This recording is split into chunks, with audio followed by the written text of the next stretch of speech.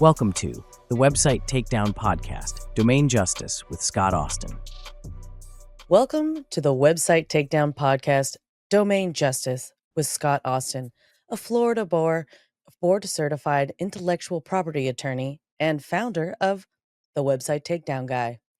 Scott helps business owners protect their brands from cyber squatters, phishers, and online abusers worldwide. I'm Heidi Mack, and today we're talking about how to use your online arsenal effectively. Scott will go through the practical tools and strategies that actually shut down bad actors before they damage your reputation. This is our very first episode. Thank you for joining us, Scott. How are you doing today? Just fine, Heidi. It's nice to be here. Wonderful, wonderful. Well, let's get right to it here. So, can you give us a little bit about your background? How you got to the intellectual property law and how you became to known to be this quote unquote the website takedown guy?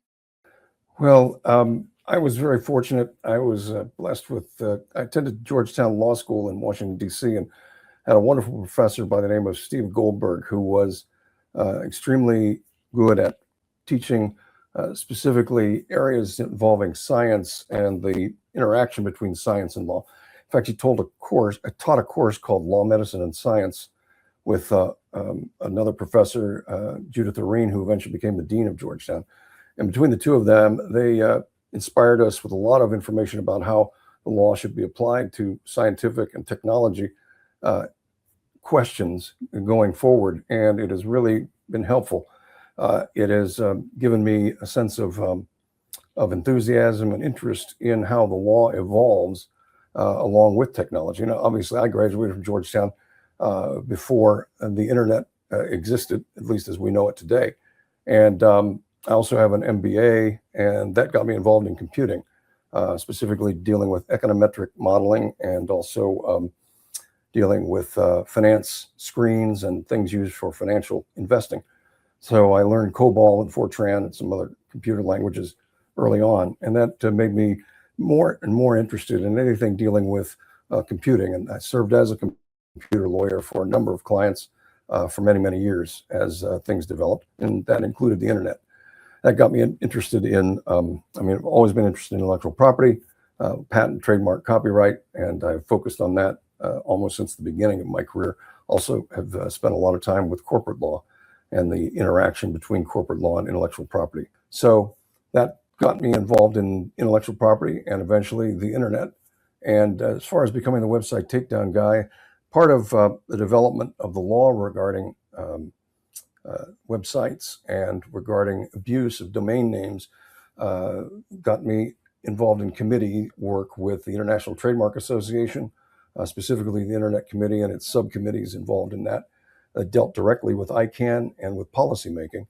And that provided some insight and also some relationships with the business people who were involved in the business aspects of the internet. And that I mean by the registrars and registries, as well as the people overseeing the internet's governance and regulation at ICANN itself, the Internet Corporation for Sign Names and Numbers.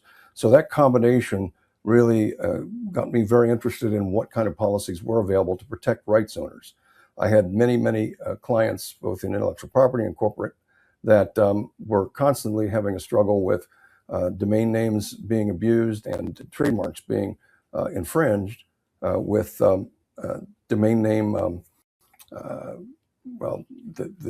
primary issue here is copycat websites, malware being delivered to their clients and customers, occasionally using their website or their email address and variations of it. So I began to be very concerned about what was happening to these folks because they'd spent their entire lives developing their reputation centered around their trademark, their business, working untold hours to maintain standards and quality in their products and their services.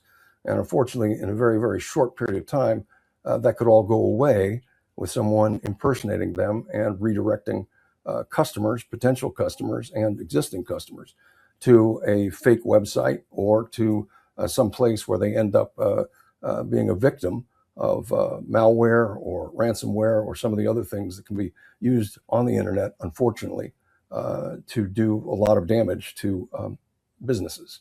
So I was a champion of, and have always been a champion of rights holders, because I understand from my work as an intellectual property lawyer how hard these people work to develop the reputation for their business, and how easily it can be harmed or damaged by these bad actors who get involved in domain name abuse. So you did, give us a lot there already, even in your background. So let's like dive a little deeper, what you've been talking about. What does the term then online abuser mean in that context?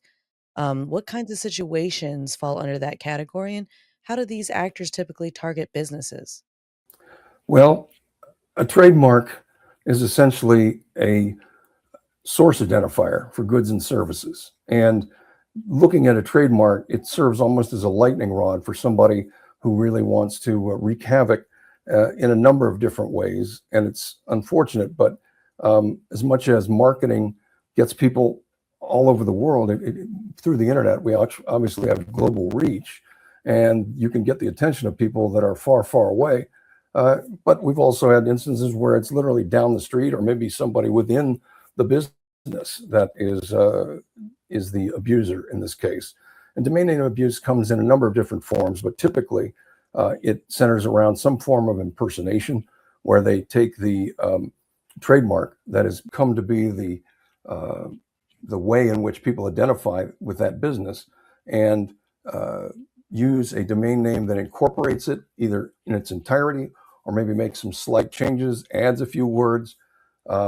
We've even have ones with, I think they're called homoglyphs, that essentially take two letters like an R and an N that can become an M or look like an M, and use that. There's typo squatting, where people will create a domain name or register a domain name that is specifically altered in a way that is a typical typo. When someone would quickly type in the domain name that they're looking for the particular business, they would make a mistake in the way they typed it, and that's seized upon by some of these abusive bad actors to register that domain, the typographical error domain, and use that to access a site that is a copycat site or impersonation site of the business. There are also other ways that are used, where they'll use the MX records to create. They don't even have a website.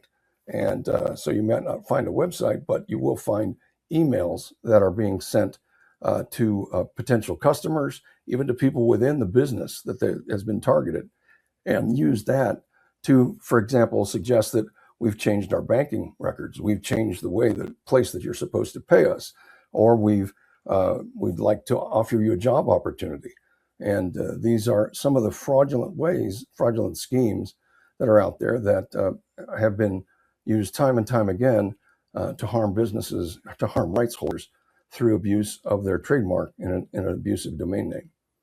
So infringement, copycat websites, those kinds of hoaxes, and phishing, where they'll put up a copycat website, but they'll have their own email address, their own phone number, etc., that's used to obtain financial and personal information from the clients of the existing business.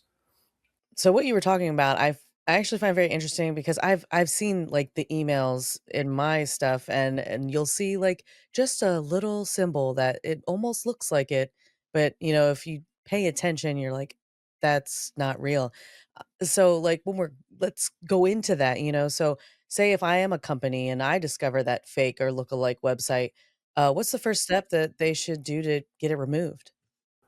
Okay. Well, frankly, the first step is, I would say, call me. But all kidding aside, I think that the most important thing is to really begin to collect data, collect information. And it's from a technical standpoint, they can speak, the business owner, if they're not familiar with some of this, can speak to their IT department. They can speak to whoever it is that helps them with their website, who should be familiar with things like Whois lookup for domain names. And there's also one that ICANN provides. And we share this with our clients and give them a fairly significant schooling, so that they're familiar with it and know who to contact first to get the information. And what they're looking for from a technical standpoint is, who is the registrant. Now, much of that information has been redacted over the years, especially since 2018, when Europe came up with the General Protection Data Regulation, or GDPR, and that required that created a private right of action for people to go after someone who disclosed their data, and that created a real concern amongst registrars and registries to have to mask some of this information that was originally given in WHOIS, what we used to refer to as thick WHOIS. That is, it was thick with lots of data about the ownership.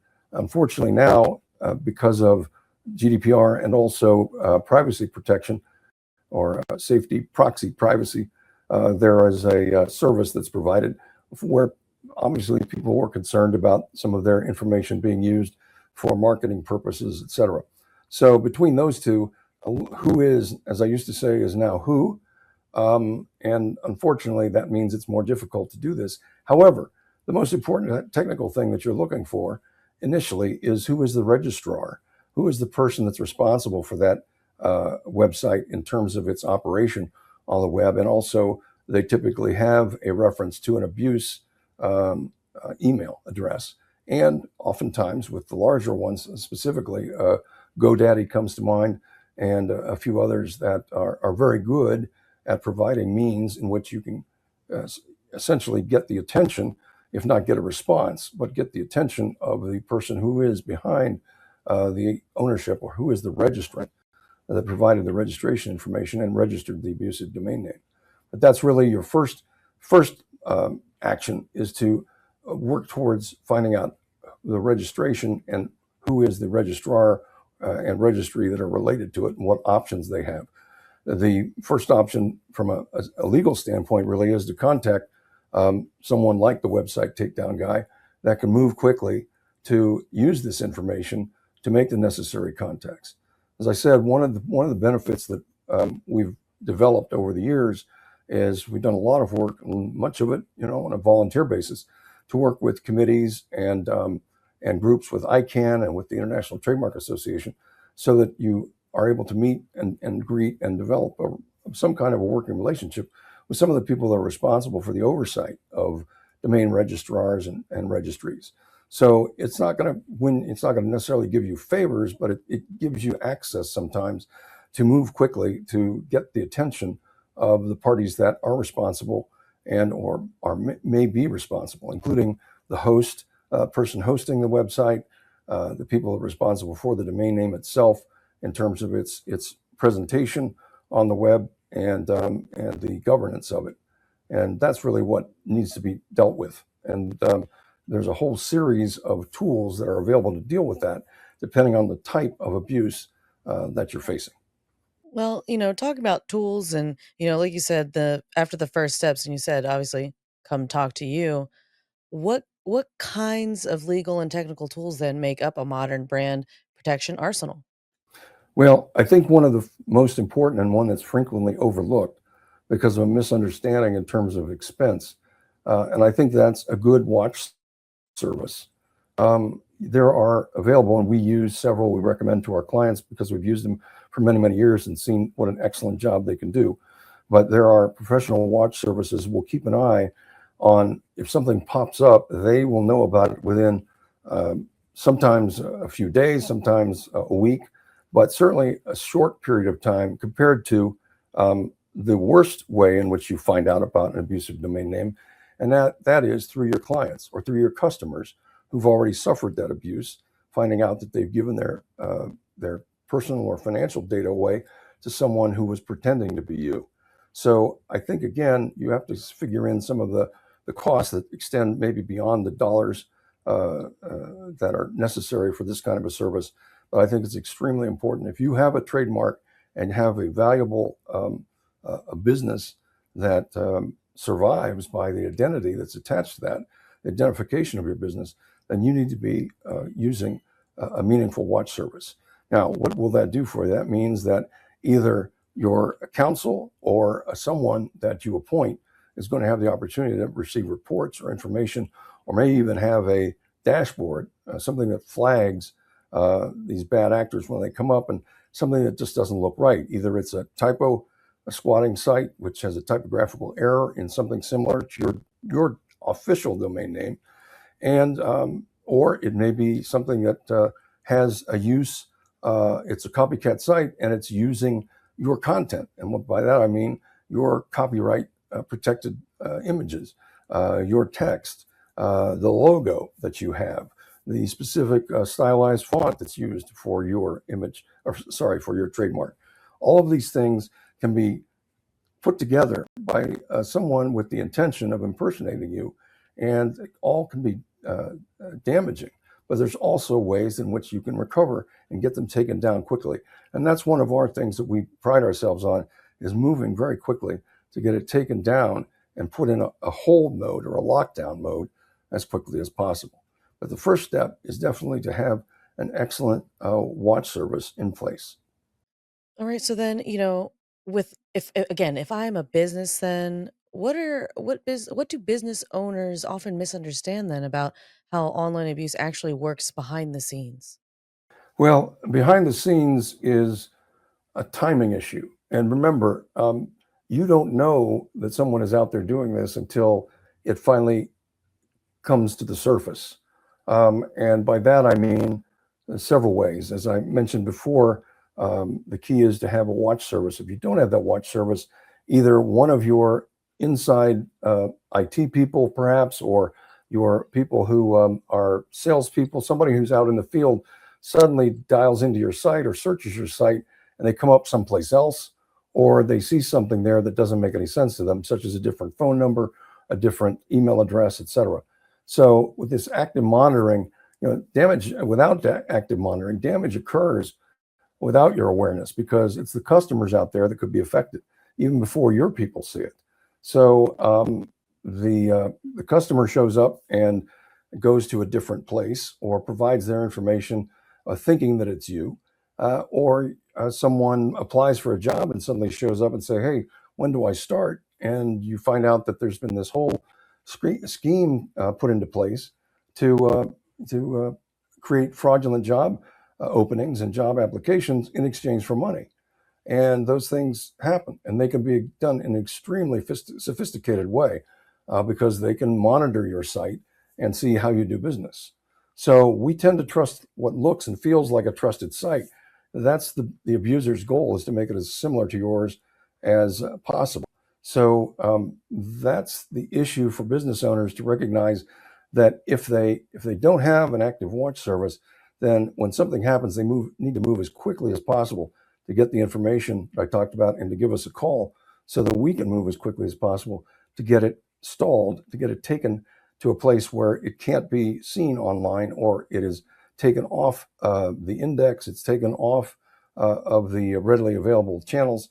And there may be a need for the business to also make a statement that there has been some kind of an event. Please be sure, if you have any questions, call us directly, because that's usually the key, is to get in touch. Make sure that there's an option for people to get in touch with the official website, the official domain name, the official business contact information. But so I think that's the most important thing that business owners have to keep in mind. It is a give and take aspect to this, that you need to get it put on a hold standpoint as quickly as possible, so that it doesn't do any more damage to your customer relationships. Well, Scott, I can tell that you know exactly what you're talking about. I can see why you got the website takedown guy moniker, and I look forward to the rest of these episodes that you got coming out here on your podcast. Thanks very much, Heidi. It's a pleasure talking to you. Of course, of course. And that is it for our very first episode today of the Website Takedown Podcast, Domain Justice with Scott Austin. To learn more about Scott Austin and his work protecting brands online, go ahead and visit thewebsitetakedownguy.com. Easy enough, right? So don't forget to subscribe, share, and leave a review so others can keep their reputation safe on the web as well. Thanks for watching. Be sure to hit that like and subscribe button and leave us a review in the comments.